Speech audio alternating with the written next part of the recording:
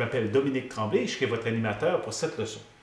Aujourd'hui, nous allons voir comment nous pouvons utiliser le cybergéomètre afin de tracer un cercle qui passe par 3 points, dont un des points n'est pas le centre. Donc, pour commencer, je vais tracer sur mon écran 3 points. 1, 2 et 3. Là, maintenant, vient le défi de déterminer par où va passer le cercle. Et pour faire ça, nous n'utiliserons pas l'outil cercle comme tel. Nous allons plutôt utiliser les médiatrices. Et pour faire une médiatrice, je vais commencer par tracer mes segments de droite. Donc, je viens sur l'outil segment de droite ici. Et je trace mes segments de droite. En fait, je pourrais en faire 3 segments de droite, mais 2 vont être suffisants. Ensuite, je vais choisir mon premier segment de droite et nous allons choisir la construction d'un point milieu. La même chose avec le deuxième, donc construction d'un point milieu.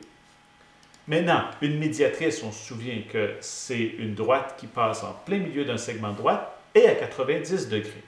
Donc, quel outil on utilise pour tracer la droite à 90? Évidemment, c'est la droite perpendiculaire. Donc, je vais choisir mon segment et le point. Construction d'une perpendiculaire. Ensuite, je vais sélectionner le deuxième segment de droite avec l'autre point. Construction d'une perpendiculaire. Vous allez remarquer ici qu'il y a un point d'intersection entre mes deux droites que je viens de construire. C'est maintenant mon centre du cercle. Donc, maintenant, pour tracer le cercle, extrêmement facile. Il me reste à sélectionner le centre du cercle, mais avant de réussir à faire ça, je vais devoir ajouter un point d'intersection entre les deux droites, comme ça. Et là, tout ce qui reste à faire, c'est de sélectionner le centre du cercle et n'importe quel autre point. Donc, ça peut être n'importe quel des 3 points qui sont disponibles. Disons, je vais prendre celui-ci à droite. Et là, on va construction du cercle par centre-point. Et voilà.